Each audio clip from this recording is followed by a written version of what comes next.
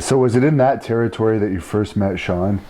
The 6 states, yeah. Yeah. Yep. It was a wild thing, man. He came, he was wrestling down in Texas, and he'd come up for a little bit. Man, they were talking him up already. And he had to wrestle his first night in. He had to wrestle Scott Hall, but they'd asked me and Dave Peterson, DJ, the one that told you kind of looks like him. Yeah. They said, okay, now they didn't like us partying all the time, right? But they were like, this new kid, hey, you guys are the fun guys in the crew. Show him a good time, take care of him, look out for him. But me and Dave were looking at each other like, of all the people that's come through here, nobody's got this kind of build up. Like, oh, take care of this guy. We're like, well, let's see this guy. What is this about? Kind of thing. And then it was somewhere in Kansas. This is his first night in there, and we're trying to find him because they said let him ride with you. Show him the ropes. Take care of him.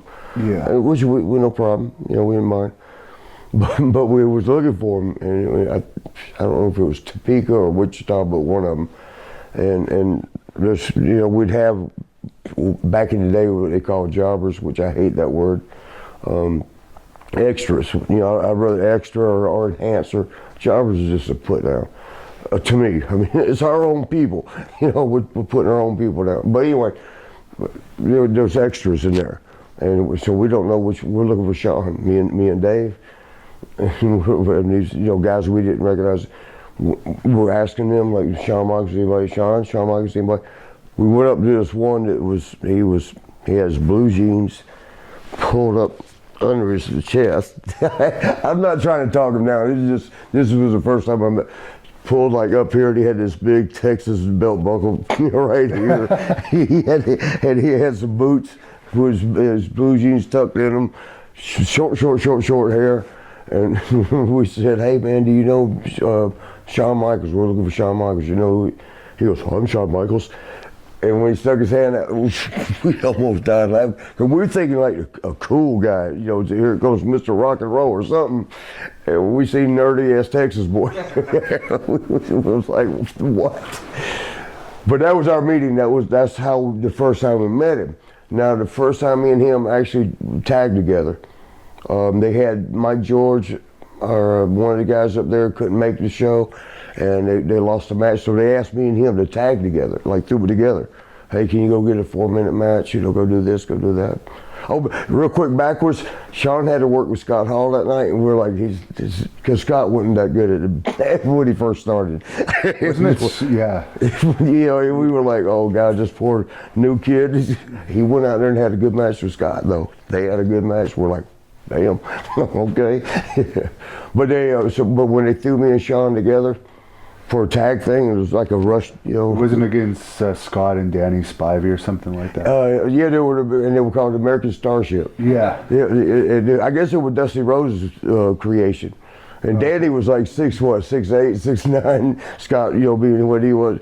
And Danny wasn't as bad, if I say it that way, but at their beginnings, they both got good. We're going to ask Danny about that match. Yeah, it was like, man.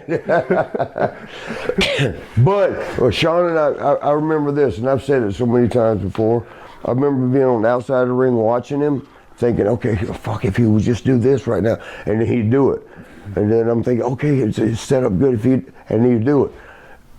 In hindsight, I found out later he was doing the same thing. He was saying, like, I was watching it from there and I was thinking, oh God, it's a good, if he got him right now and did this and took him over there and did. So somehow we clicked.